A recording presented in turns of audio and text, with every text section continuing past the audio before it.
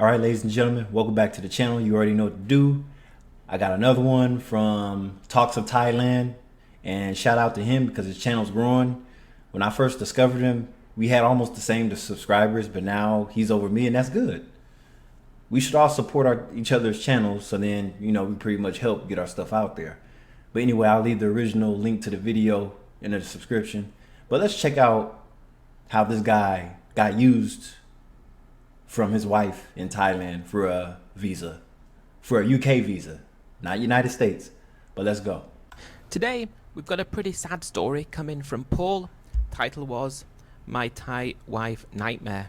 So, let's give it a read. I got married in Thailand 8 years ago. I were getting bored of the dating scene back in England. I never had any luck with the ladies, so I thought, why don't I go and check out Thailand? See if I can go and meet someone there, or maybe I'd finally be lucky. It were a big thing for me, leaving England and going all the way to Thailand. I'd never been so far in my life, but I'd watched a lot of stuff online about it and thought, you know what, I'm gonna go. I'd been lonely for too long, so I was prepared to try anything, so I chose Thailand. I know many people go to different countries around the world in search of love, the Philippines, Colombia, and also places like the Ukraine, but after looking into it a bit more, Thailand was my choice, because I felt like it was going to be the easiest and safest place for me to go. It ain't safe nowhere, man. See, here's the thing.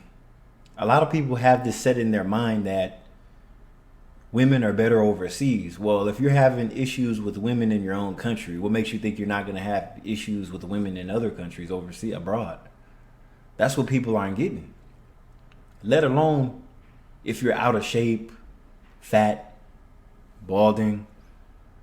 It's like after, I've noticed when guys are alone for so long and those geeky computer nerds, they start looking weird with the raspy beard and everything. They just look like a weirdo, like a predator. Like when you look at somebody, everybody just wants to scatter. When I got to Thailand, I have to be honest, I didn't really like it. I felt really out of place there and wanted to be back in England as soon as possible. And that's the group I'm talking about right there to the right side. Expats. Or should I say sexpats? Man. But I decided that I was here and I might as well try and enjoy it and try and see what I can get up to.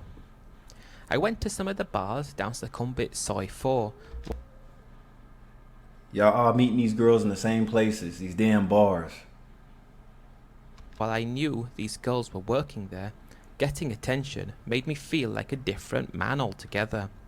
What once was a really difficult experience for me, talking with the ladies, now became so easy and effortless, and I quickly thought that, although I didn't really like Thailand that much, at least I might be lucky with the ladies. Spent a week just looking around Bangkok, taking it all in.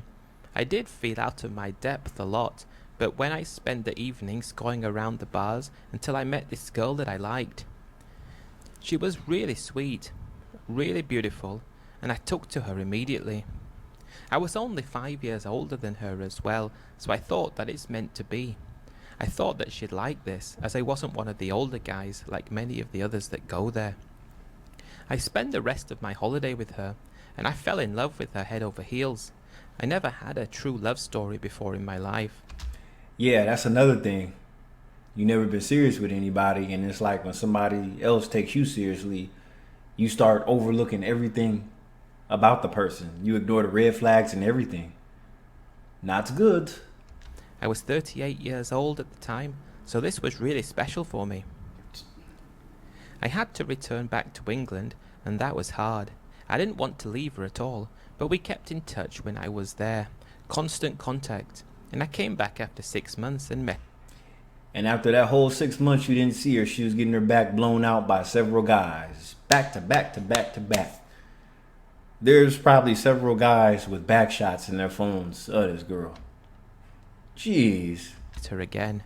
She promised me she'd stopped working in the bar when we were together Yeah, I right. was back in England. And at the time I really believed her. I sent her enough money so she didn't need to work there, but whether she did or not, I don't know. Oh my God. Face palm. Big face palm. So he really thought this girl was going to stop working at the bar because he was sending her money. I mean, I'm probably sure it was more money than what she was making at the bar, because you got to remember, those bar girls, when they talk to the expats, a lot of times they'll go back to wherever you're staying for a night or two and for some fun, right? So you got to think how many times she was doing that while she was still working at the bar while you thought you was in a relationship with her. So not only was she receiving the money you was sending her, but she was still working at the bar getting her own money. So she came up. I asked her if she'd like to go to England with me, and she said yes. That was a huge headache getting that visa sorted out for her. It cost me a lot of money, but luckily we got it through and she was approved for a spouse visa after we got married in Thailand. We had all the proof that we were together and how long we'd been in touch, and I felt fortunate that she got the visa and could go back home with me. I had no desire to live in Thailand. I just wanted to be by her side and with me all the time. And getting on that plane on the way back to England was the best feeling in the world, because she was with me. I'd never been so happy in my life. From the first couple of weeks we were back in England, she seemed to be doing okay. But it didn't take long for it to start changing and her to start complaining about how much she hated it. She said she had no idea what it was like.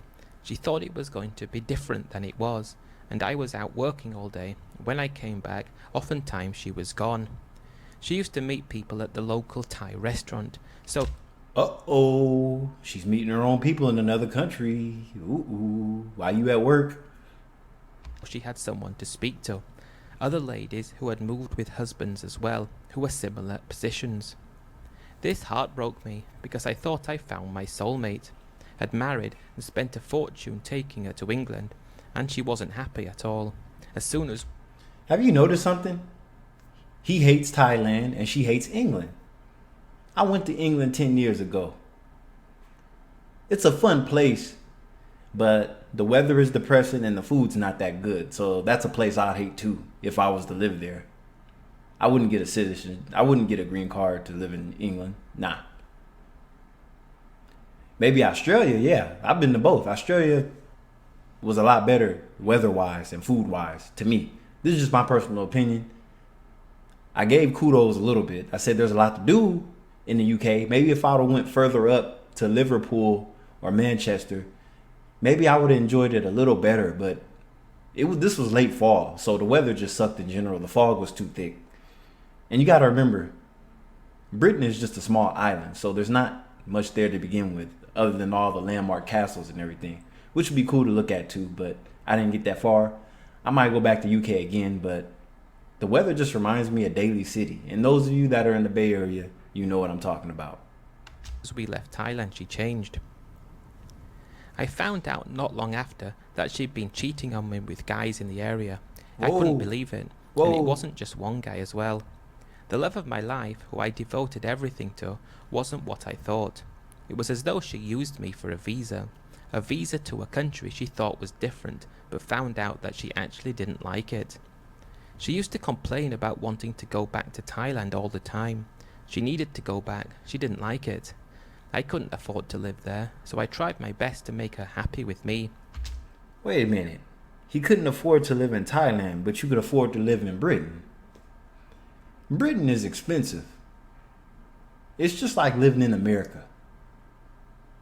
If you could afford to live in Britain, that means you could afford... Britain's a first world country. Thailand's not. So how could you not afford to live there? Oh, I guess he wasn't in a position to where he could earn money online, I guess. Or, work from home. He didn't have a work from home gig, I guess. So, whatever.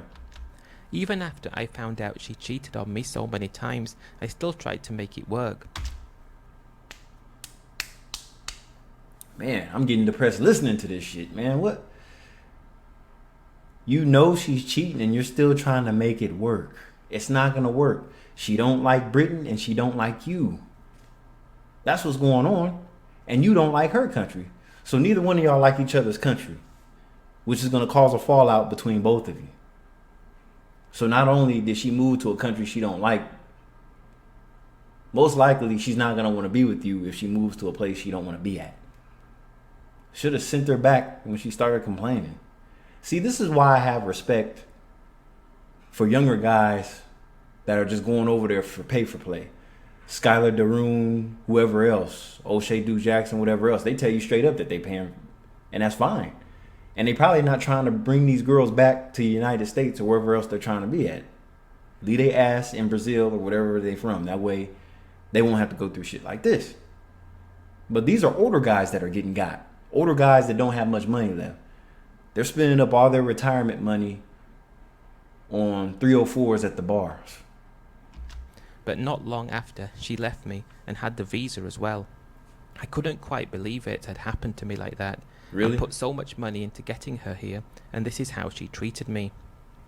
She worked at the local restaurant for about a year before she found someone and moved with him to Thailand. I hope one day that I will find my true soulmate. I keep trying, but I wouldn't go to Thailand again to try there. I gave my all for that girl, and I got pretty much nothing in return. Some advice, man. Why don't you try going to a first world country?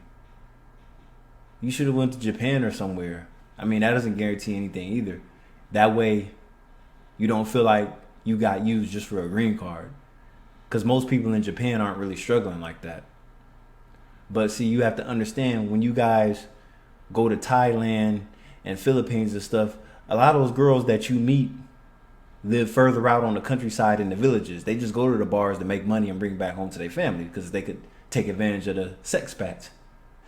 I mean, you don't hear a lot of these guys meeting these women at the foot massage places. Why don't you try there? It's a sad state of affairs when all you want is love and you can't get it, and when you do think you've got it, the person is not who you think they are. Now, I don't think I'm someone who should be giving advice to anyone, but in case there's anyone out there who is in a similar position to me, what I would say is get to know them a lot longer before taking them to England. Maybe take them for a visit first so they can see what the country's actually like. Duh. So basically, he just fast-tracked everything. That's why all of it fell apart. He didn't give it a test run. He just deep dive. He just went in for a deep dive and didn't even give, man. No wonder. He was too thirsty. That will save you the heartache and bother of going through the spouse visa application, which costs thousands of pounds. It takes months and it's an awful process. Good luck, guys out there. It's pretty difficult to get by when you're in a position like mine, and it was my downfall even further. What I will do though next is travel to different countries. I'm just so desperate at the moment, and I'm not having any luck at home. Paul.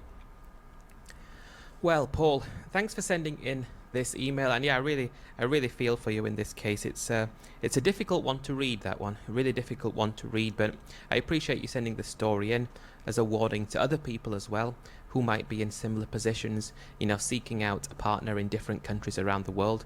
Thailand, of course, is what we're talking about on this channel, and that's what I'm talking about right there.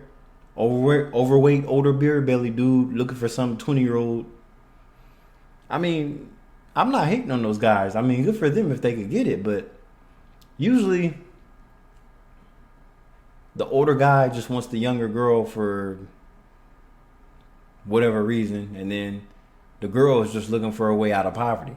And then when the older guy tries to move the girl out the country to wherever he's at, she's gonna look for her own people and end up leaving the guy, cause she don't want somebody that old. She's probably gonna want one of her own people, let alone her age, and have some money. That's usually what happens. So a lot of times, that's why it's a joke when I see these older guys, when I see these older Caucasian guys with these young Asian girls. I'm like, you have nothing else to live for. Your kids hate you. So you're going to give all your life savings to this young girl, or she's just going to take it all. That's usually how that ends. I think the fact that it appears that you met her in a bar and you jumped into things, you sent money to her when you were in England, chances are, 99.9%, she continued to work in the bar and didn't stop like she said she did. And then she thought that by going to England things would be fantastic and she'd have a better life than in Thailand and an amazing existence. Because I think a few of the girls don't understand what England's like, how it's grey and dreary and miserable and boring. And that's what I was saying, the same thing. I felt the same way when I was there. I mean, I checked out the night scene. It wasn't all that great, to be honest with you. And plus, if the weather's cold, you're not gonna see a lot of girls walking around in skirts and dresses and everything. So it's just kind of dull. You know what I mean? So the UK is not a place to go for partying. You gotta go somewhere hot and humid for that. And that's the Philippines, Thailand, Vietnam, Cambodia. You have to go to places like that. they don't get that, and they think it's going to be completely different to how it actually is. So that's something that you need to take into mind and into consideration as well. But no, it's a really sad story to read, and yeah. Yeah, that's pretty sad. We're gonna wrap it up right here. But yeah, that's wow. And it happens more often than you think. These guys spend a lot of money getting the paperwork done and everything for them just to come to their country and for them to complain and not like it. But see, also you have to understand, they're going to always look for their own people because they want a sense of belonging. They don't always want to be around you all the time. They want to be around their own people, somebody they can relate to, somebody they can speak their language to, somebody they can eat their regional food with and all that. I mean, you got this fat old white dude that doesn't speak your language or eat none of the food you eat, so it's hard to relate. Anyway, this is Kai Lavelle. Don't forget to like, comment, subscribe, hit the notification bell. Of course, I got some more hot stories out there. I got to finish up this laundry and everything, and I'll catch you in a little bit. Peace.